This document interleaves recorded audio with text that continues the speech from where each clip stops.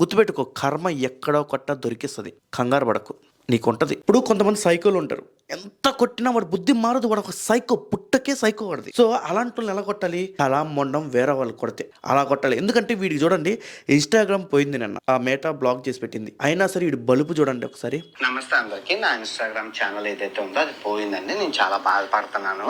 అంటాననుకున్నారా బత్తాయిలు? రూపాయి దాని ఇన్స్టాగ్రామ్ ఇంకేటి పోతే ఇచ్చిన ఈక. సరే, ఇన్స్టాగ్రామ్ వల్ల నీకు రూపాయి రాదు, కానీ ఫాలోయింగ్ వచ్చింది కదా. నేను ఎవరిని దేకనని తెలిసి ఇన్స్టాగ్రామ్ పోయింది, అది పోయింది, ఇది పోయింది. పనికొచ్చే పనులు చెయ్యండి. నాకేమైనా ఉపయోగం ఉందా ఇన్స్టాగ్రామ్ తోని? నేను ఏమైనా ప్రమోషన్స్ చేశానా? ఏదైనా లింక్ ఇచ్చానా? నేను ఎవరినైనా మోసం చేశానా? నువ్వు మోసం చేయలేదంటే నిజమారా? నిజం చెప్పురా. అరే నువ్వు గుండెమని చేసి చెప్పు.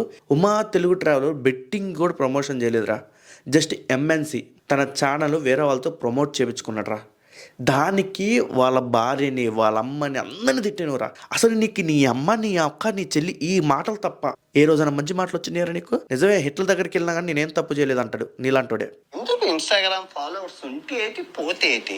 చూసారా వీడి కన్నింగ్ ఫెలో? అంటే ఏంది పోతే ఏంట? విన్నారా మరి? వీడిని ఫాలో అయ్యే వాళ్ళందరూ విధవ నా కొడుకులని అర్థం వీడు చెప్పిన మాట.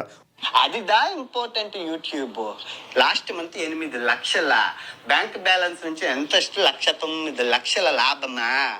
నిజంగా వాడు ఇన్ని లక్షట సంపాదిస్తున్నాడు? అమ్మని తిట్టేగా సంపాదిస్తుంది. వినాయకుడి మీద ప్రమాణకం చేసి చెప్తున్నాను, 2026 భర్త ఆయన క్షమించేదే లేదు. సత్యం అల్లా కూడా చెప్పిండా. నిద్ర లేని ఊన మీకు నిద్ర పట్టదు. 2026 నరకము చూపిస్తాను, నరకము.